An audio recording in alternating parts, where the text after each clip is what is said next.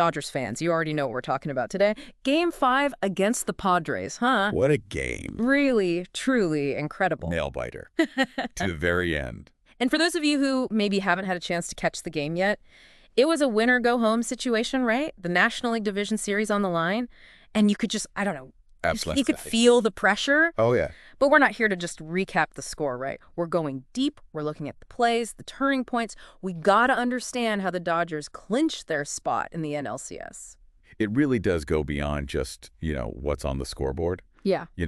That Game 5, it wasn't just a win. It felt like, a statement about the Dodgers. Oh, absolutely. About their identity. Totally. A statement win. Love that. And speaking of statements, can we talk about Yoshinobu Yamamoto for a minute? Please. Game 1, not his best showing, right? Yeah. But to come back after a game like that in a do-or-die Game 5, I mean, that's legendary. And it really is. And what I think is so remarkable is the way he shut down the Padres offense after that Game 1 stumble. I mean, even Dave Roberts, their own manager, was hoping for maybe 4 solid innings out of him. And then he goes out there and throws 5 scoreless. 2 hits, 2 strikeouts, so efficient.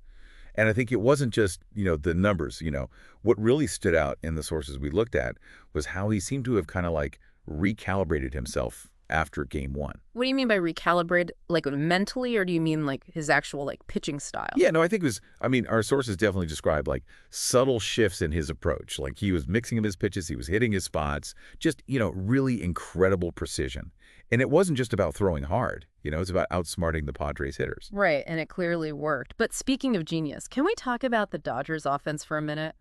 I mean, Enrique Hernández, Teoscar Hernández, those back-to-back home runs. Oh, yeah. Incredible. Incredible timing, too. Talk about a 1-2 punch, right? Yeah, and it's like those punches landed at exactly the right moment. It wasn't just about, those 2 runs. It was the psychological effect it had. When you look at the sources we've got, they all talk about this, like this feeling that the Padres just seemed deflated after each of those home runs. Yeah, it's true. Like you could feel the entire energy in the stadium shift. Totally. Yeah. Speaking of energy shifts, Yu Darvish actually pitched a really solid game for the Padres. 6 2/3 innings, only gave up those 2 runs off those Hernandez homers. But, he's the one who takes the loss. Baseball's a tough game, man. And, Darvish's performance, as good as it was individually, I think it underscores how much of a team sport pitching really is. You can have a phenomenal day on the mound, but without any run support, it's like they always say, right? Pitching wins championships. Yeah. But you need to score to actually win games. You got it. And honestly, we should probably give some love to the Dodgers bullpen here too, right? Oh, yeah. I mean, they came in after Darvish and completely shut the door on the Padres. Yeah. Didn't give up a single hit. I mean, talk about clutch. That's what wins you these close games, Those clutch plays. All right, so big picture here. What does this win mean for the Dodgers? I mean, they're going to the NLCS. That's the National League Championship Series for any of you who are new to the playoff format. And they're looking strong. Oh, they're definitely carrying some momentum into the NLCS. Big, but here, though, they've got some tough competition coming up. It's either going to be the Atlanta Braves or the Philadelphia Phillies, and both of those teams have been playing some really incredible baseball lately. So really, at this point, it's anyone's game. Absolutely. And that's what's so exciting about the playoffs, right? Every single game just feels so much more important. Oh, for sure. Like everything, every hit, every catch, even just like the manager's decisions, they're all magnified. And actually, speaking of magnified moments, one thing that came up in a lot of the sources that we were looking at was this whole emphasis on the Dodgers' momentum. And so it got me thinking, like, how much do you think we should weigh a term like that? Especially in baseball. There's so much emphasis on stats, on numbers. Yeah, it's that whole debate, right? Do you win a game on paper or do you win it on the field? Exactly. I mean, the stats can definitely tell us a lot, but there's also this intangible element, Right. And it's something that I find super interesting, actually, because you can see it in other sports, too. Yeah. Like, think about it. When a basketball team hits a few three-pointers in a row, right, all of a sudden their defense seems to get, twice as good. Oh, totally. Or when you've got a football team and the quarterback just made this amazing play. It's like this surge of energy for the entire team. It's infectious. Totally. But you can't quantify that, right? It's not something you can track on a stat sheet, but you can feel it. Exactly. And so even though, the Dodgers definitely have the stats on their side right now, I think it's worth paying attention to that other side of things too. How do they look on the field? What's their energy like with each other?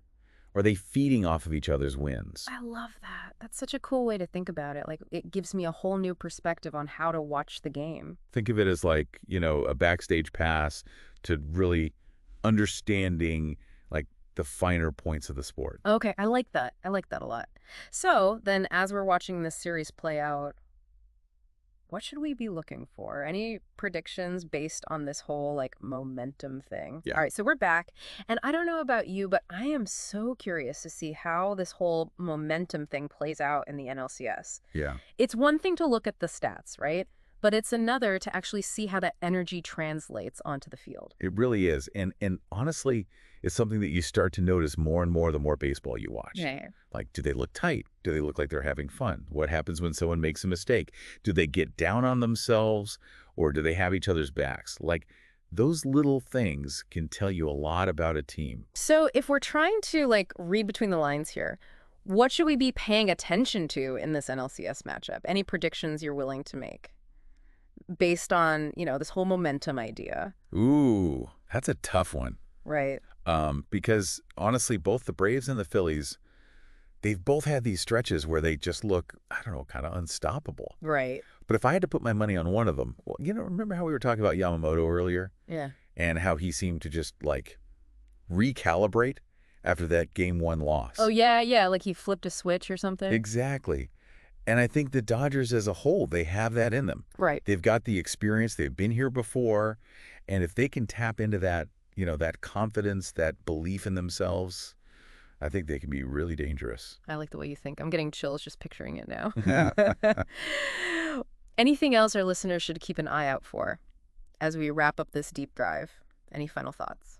As you're watching the series, try not to get too caught up in all the stats, the predictions, all that. Just pay attention to the energy, the emotion, Yeah. those little moments that you just can't script, That's what makes baseball so special. I love that. Like you always say, it's more than just a game, it's a story. It really is. Well, thanks again for joining me on this deep dive, everyone. Can't wait to see how this chapter unfolds.